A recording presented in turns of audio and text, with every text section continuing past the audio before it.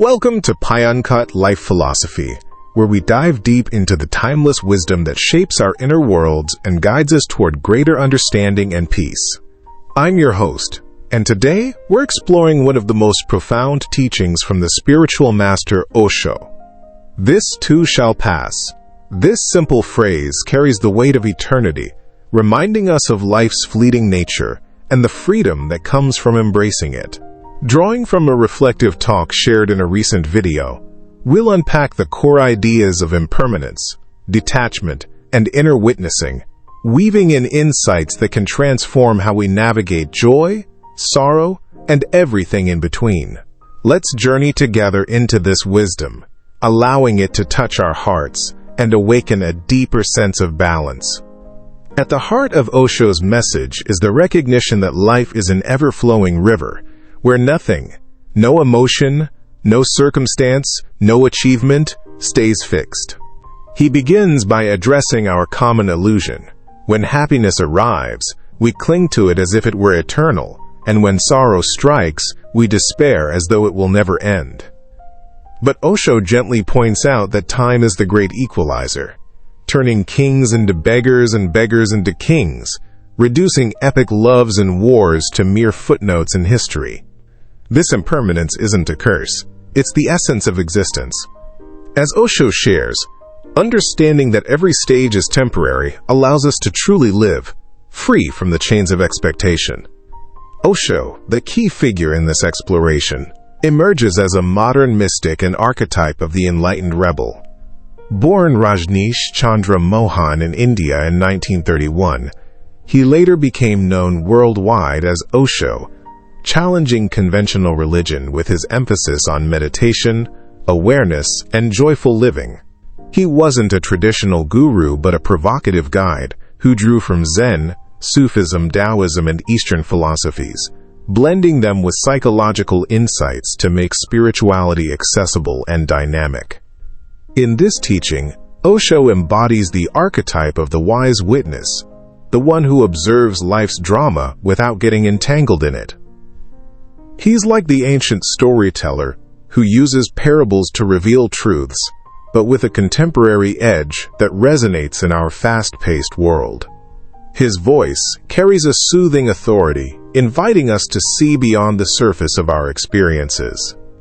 One of the central themes here is impermanence, or anicca in Buddhist terms, which Osho illustrates through everyday examples.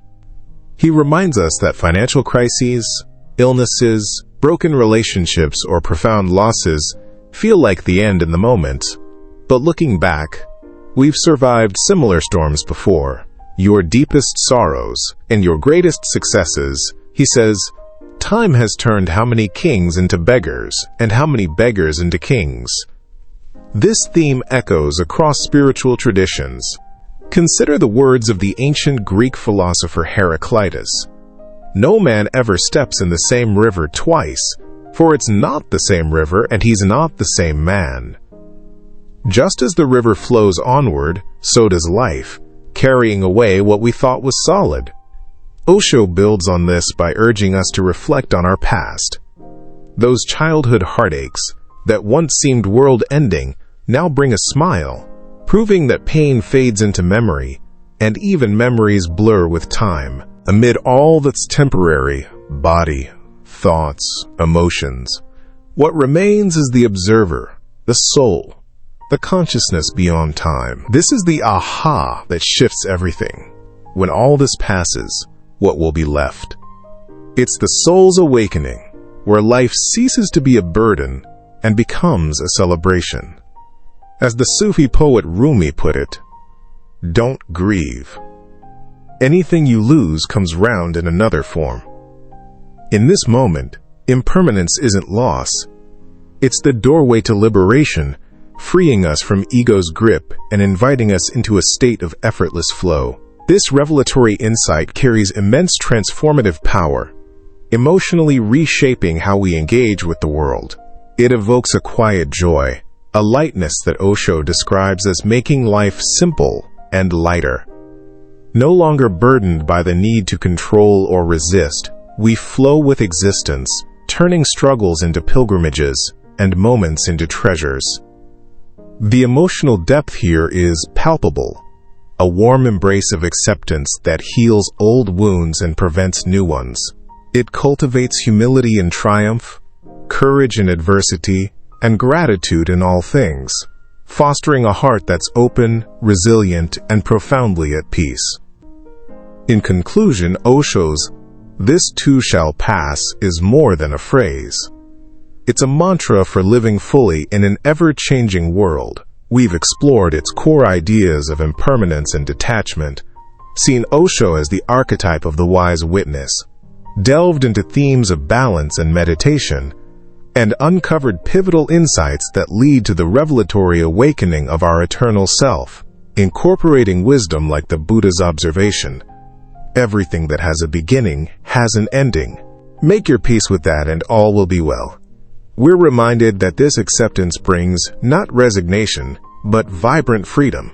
Or, as the philosopher Epictetus wisely noted, it's not what happens to you, but how you react to it that matters. Embracing this, we transform sorrow into depth, joy into gratitude, and life into a graceful dance. Thank you for joining me on this episode of Pyuncut Life Philosophy. May this teaching linger in your heart, helping you navigate whatever waves come your way with grace and awareness. Until next time, remember, this too shall pass, and in that truth find your peace.